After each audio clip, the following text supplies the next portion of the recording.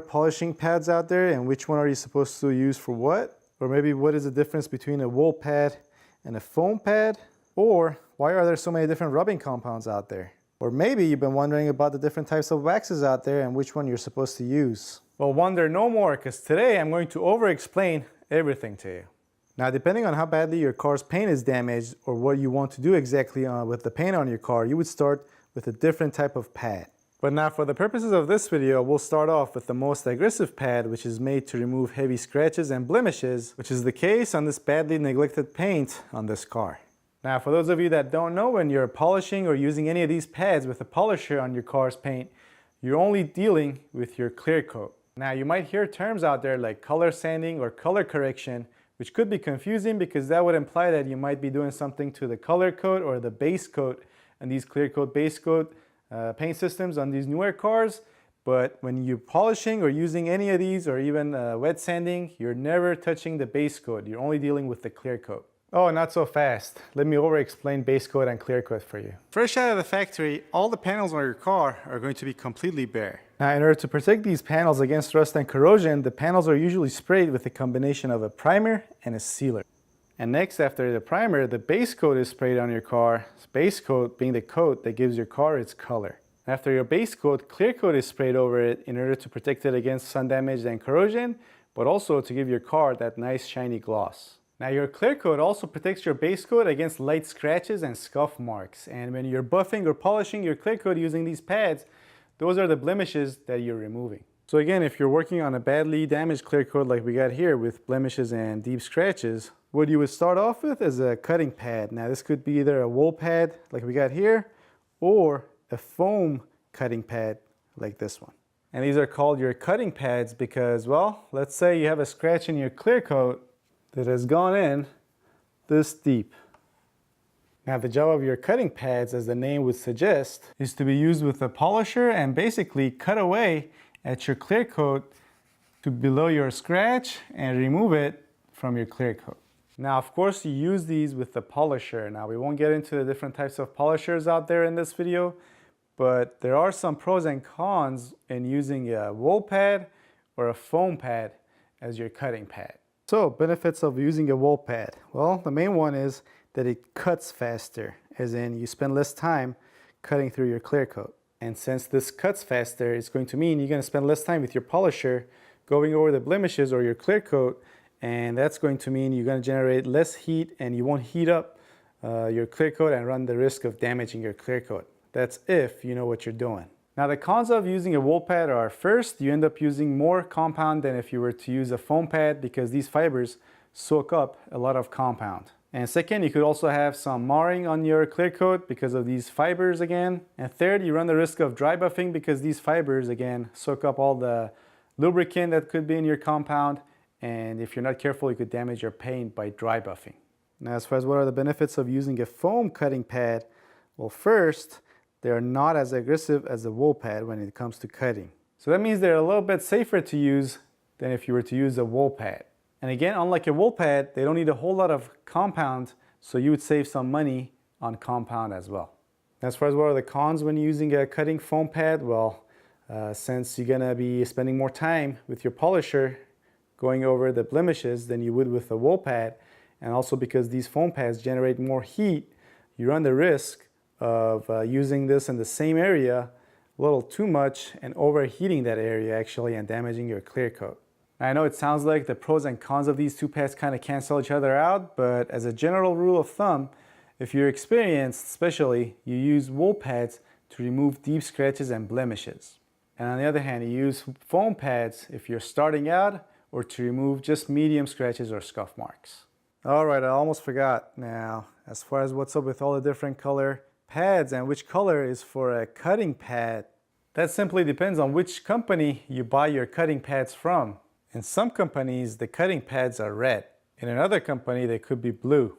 Now, if you're interested in knowing what kinds of pads, compounds, or waxes I personally like to use, I'll put links to where you can find them online down below in the description box, so don't be afraid to click on them and check them out. All right, now as far as what kind of compound you use with these pads, well, since you're using cutting pads, you want to use a cutting compound. Now keep in mind, some companies may not call their cutting compound, but that's simply in order to confuse you, to get you to think that their cutting compound is not a cutting compound, but rather something different than their competitors, and get you to buy theirs. So in other words, when you're using cutting pads, you use the compound with the most amounts of abrasives in it. Alright, next, after you use your cutting compound to get rid of the deeper scratches and blemishes, you move on to your polishing pad.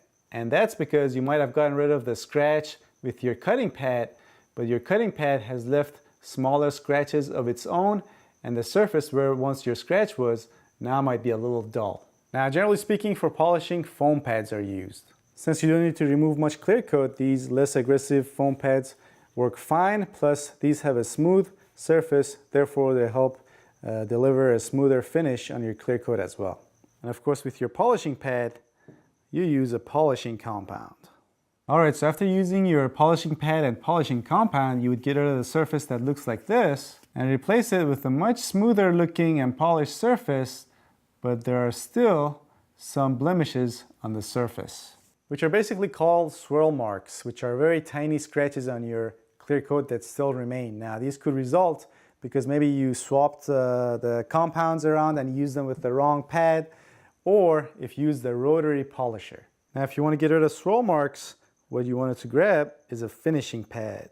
Now, generally speaking, these finishing pads are the smoothest pads that come in any set from any company, and interestingly enough, most of these pads are black. And of course, you use these pads with a finishing compound or swirl remover in this case. And once more, keep in mind, you want to use the correct pad with the correct compound. You don't want to switch this around, because let's say if you switch these two around, you're gonna spend 3 days cutting through some heavy scratches with this compound. And on the other hand, whenever you try to remove swirls with this pad and this compound, you're gonna actually be putting more swirls into your clear coat due to the high amounts of abrasives in this cutting compound. Oh yeah, and also depending on the circumstance and depending on how experienced you are, you can use this cutting compound and cutting pads, and from there, skip over the polishing pad and compound and go straight to your finishing pad and swirl remover.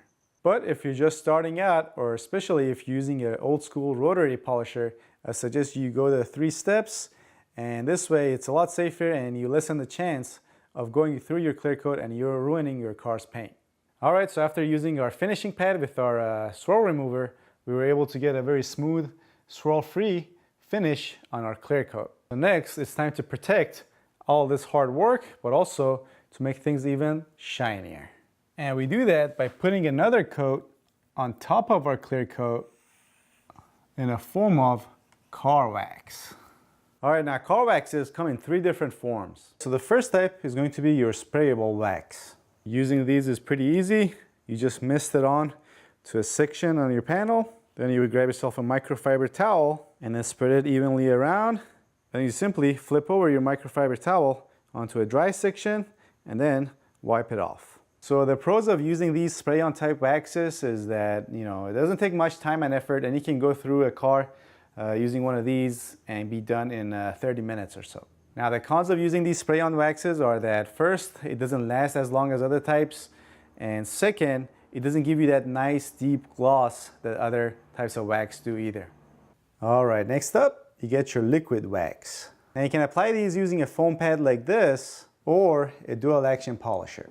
And the way these work is that you get some of this on your foam pad or your finishing pad on your dual action polisher, and then you start applying this on your panels in a circular motion. Then you simply wait for it to dry to a haze, and then you wipe it all down with a clean microfiber towel. Now, these liquid type waxes are not as easy to apply when comparing them to the spray-on types, but they do last a lot longer, and also they give you a much better shine and gloss. Next up, we got our old school paste wax. Now, similar to our liquid wax, these also can be applied using a foam pad. But unlike our liquid wax, majority of these cannot be applied with a dual action polisher. Now, the cons of using these paste type waxes are that, well, it's very hard to apply, as in it's very time consuming and it takes a lot of elbow grease. And also, when this thing dries on your panels and you go to wipe it off, if it gets into small areas and crevices, you might have a hard time reaching in there to completely wipe off your panel. Now, as far as durability is concerned, some people argue that these last longer than liquid wax, Others argue, however, that liquid wax actually lasts longer. But in my opinion, that's really not an issue because at worst, the difference is negligible. Now, however, when it comes to which one gives the best shine, in my personal opinion and experience, these paste-on types give a much deeper gloss to your clear coat. So I would say between the liquid wax or the paste wax, it's simply a matter of personal preference. And the spray-on type is clearly far behind, but again, it's very easy to apply. So that's it. Hope this video answered some questions that you might have had. And remember, if you want to see more videos like this, give this video a thumbs up, subscribe, share it on your favorite social network, send me money, your girlfriend, wife, pet, all of which will be sold to the highest bidder and the money used to bring you more videos like this.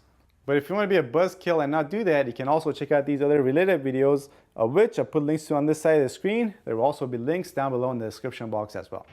All right, thanks for watching. I'll see you guys next time.